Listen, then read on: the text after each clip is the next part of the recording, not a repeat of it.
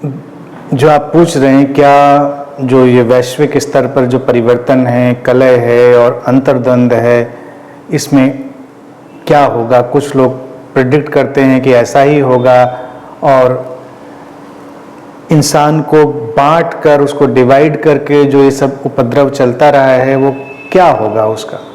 तो इसमें देखिए एक बात समझने की है, जो धर्मों की कंस्पिरेसी, हर धर्म अगर देखें तो वो अपने किसी स्वर्ण युग को, यानी कि अपनी गोल्डन एज को पीछे रखता है।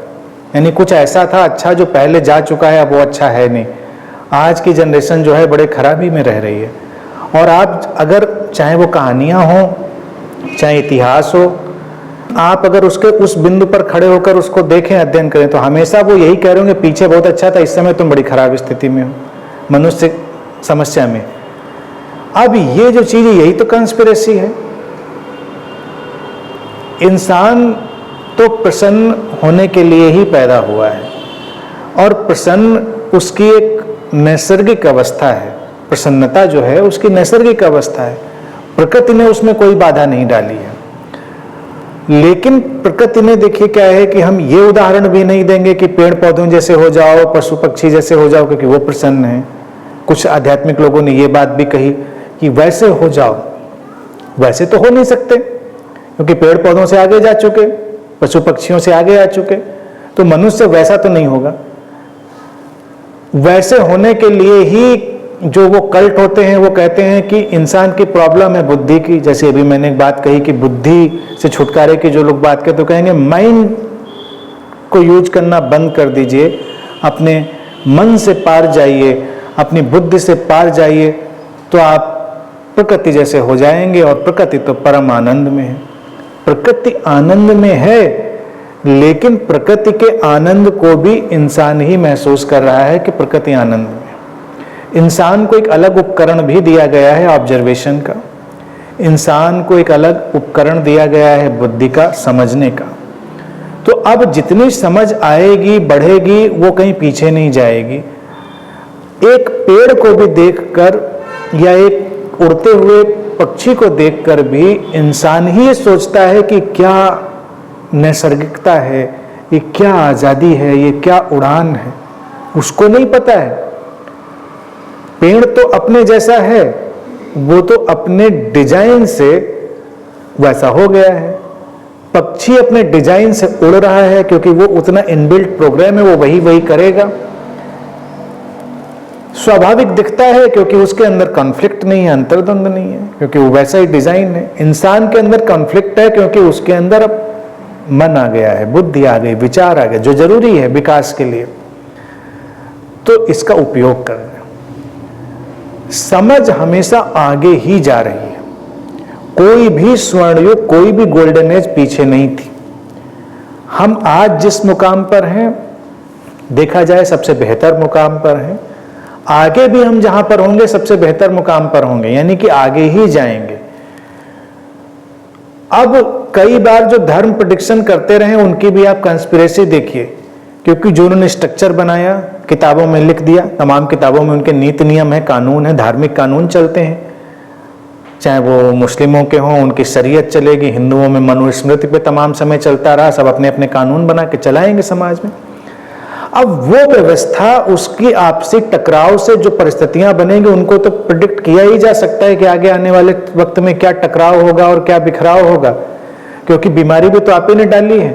यानी अगर वो वायरस हम कहीं डालें और उस वायरस के बारे में हमको पता हो, किसी के शरीर में मान लीजिए डाल दें कोई वायरस, और हम वायरस के बारे में सब जानते हैं कि जब वायरस जाएगा तो शरीर में क्या क्या करेगा, फिर उसको बताएं कि अब तुम 5 साल बाद इस हालत में होगे, तो कहेगा क्या भविष्यवाणी है। देखिए दूरदृष्टि, देखिए विजन, देखिए कितनी प्रोफेसी है।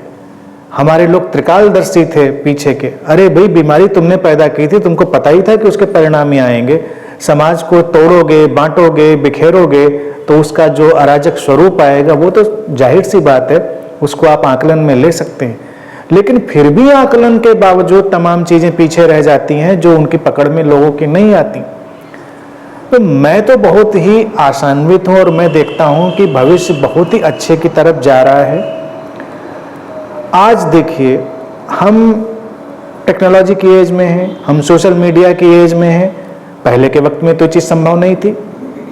पहले के वक्त में अगर प्रचार प्रसार ही करना है तो लोग गांव-गांव जाकर अपनी बातें रखते थे, कहते थे, कितनी मुश्किल होती थी, कितनी कठिनाई होती थी। अब सोशल मीडिया की एज में समस्या क्या है कि झूठ और दुष्प्रचार और जो कटुता है वो भी उतनी ही तेजी से फैलती है। कोई बात नहीं, टेक्नोलॉजी तो टेक्नोलॉजी है, टेक्नोलॉजी से हम परहेज नहीं कर सकते, लेकिन दूसरा पहलू भी तो, अच्छी बातें भी तो उतनी तेजी से फैलती हैं, दूसरा पहलू भी तो है। अब कोई जब बुरी बातों को देखता है तो एक धारणा बनाता है कि भाई इन सब चीज़ों से दूर रहो, जैसे बुद्धि से दूर रहने की बात है। तो आजकल ये भी जुमला सुनाई देगा कि टेक्नोलॉजी से, ये जो भी इंटरनेट है, ये सोशल मीडिया, इससे बिल्कुल दूरी बना लो क्योंकि ये सब बुराइयां पैदा कर रहा है, लेकिन अच्छाइयां भी पैदा कर रहा है। लोग जैसे जैसे अच्छी बातें चलती जाएंगी, लोगों के जो निहित स्वार्थ हैं वो टूटेंगे। अब चाहे नेता हों, चाहे धर्म गुरु हों, उनको अपने षड्यंत्र चला पाने की उतनी आज़ादी, उतनी सुविधा नहीं है, क्योंकि लोगों के पास बोलने की, कहने की, अपनी बात बताने की सुविधा और आज़ादी है। लोग बता सकते हैं, पहले तो आज़ादी ही नहीं थी, आप कहाँ बताएं, किससे कहें, कैसे होता है, या कोई सक्षम लोग ही हों। अगर बुद्ध ने भी कहा होगा, आप सोचिए 2600 साल पहले, तो गांव-गांव जाकर कहना पड़ता था, बड़ी मुश्किल लगती थी, फिर उनके लोग जो थे वो जाते थे। आज के हम टेक्नोलॉजी के युग में तो उसका पूरा उपयोग कर सकते हैं और उसका उपयोग हो रहा है। अभी मैंने एक सर्वेक्षण पढ़ा जो कि हैरान करने वाला है। अभी सोशल मीडिया का अगर आप देखें तो दिखाई देगा कि ये जो सांप्रदायिकता है, कटुता है, ये बढ़ रही है। लोगों के अंदर जहर डाला जा रहा है। कुछ लोग पूरे सिस्टमैटिक ढंग से, पूरे षड्यंत्र के साथ लोगों के मन में वो चीज़ बढ़ा रहे हैं। लेकिन अभी एक सर्वे आया, और भारत का ही सर्वे था, उसमें ये पाया गया कि जो युवा वर्ग है भारत का, वो पहले से ज़्यादा विरोधी विचारों को सुनने में टॉलरेंट हुआ है, सहनशील हुआ है।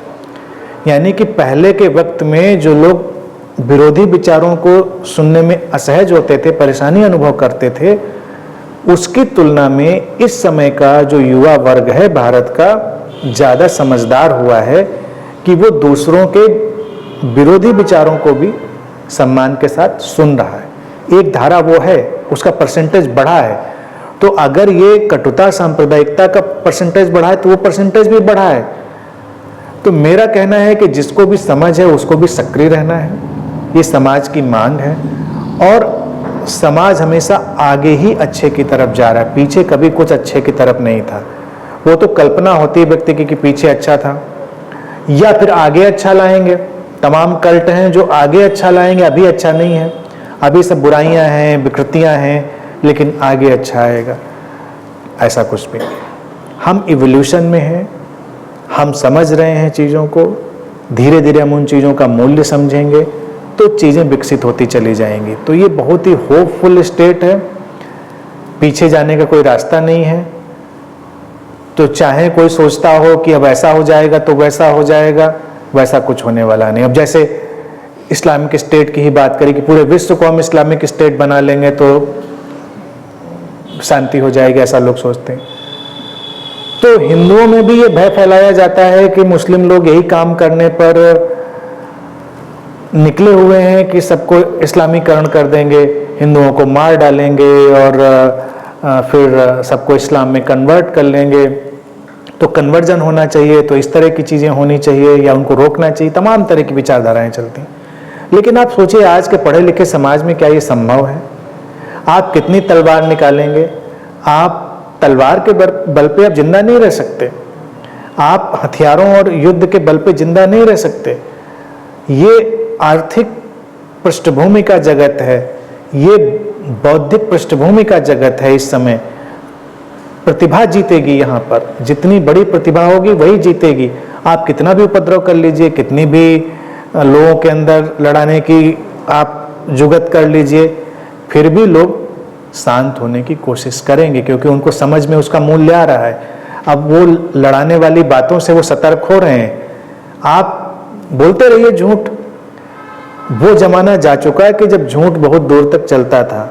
अब तो लोग समझ रहे हैं उनकी तैयारी है समझने की। तो न कभी ऐसा होने वाला है कि पूरा विश्व इस्लामिक हो जाएगा, ना ऐसा होने वाला है कि पूरा विश्व हिंदू हो जाएगा, ना ऐसा होने वाला है कि पूरा विश्व क्रिश्चियन हो जाएगा। बल्कि मैं तो यही देख रहा हूँ कि ये जनरेशन जिसमें मुझे बहुत पॉसिबिलिटी दिखती है, वो धीरे धीरे आगे बढ़ेगी तो सारा विश्व कल्टलेस जरूर होगा एक दिन। एक दिन इन चर्चों, मंदिरों, मस्जिदों को अपने यहाँ ताले डालने पड़ेंगे, उनकी ज़रूरत खत्म हो जाएगी, वो ऑब्सलीट हो जाएंगे, लोग उनके प्रति ध्यान देना बंद कर देंगे। उनकी बातों को कौन सुनने वाला है? जब लोगों को बातें समझ में आने लगेंगी कि यही सच है, यही अच्छी बात है, शांति के लिए जरूरी है, तो कौन उनके पीछे जाने वाला? ज़्यादा दिन नहीं चलने वाला। ये तो उन लोगों की बेचैनी है कि उनको लगता है कि लोग समझदार हो रहे हैं, फिर कैसे चलेगा, फिर हमारी धार्मिक दुकानदारी कैसे चलेगी, राजनीतिक दुकानदारी कैसे चलेगी? कुछ नहीं होगा।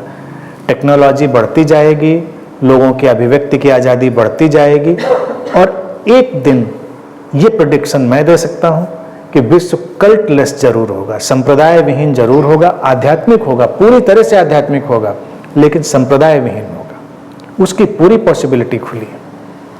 ठीक है, आज के लिए इतनी।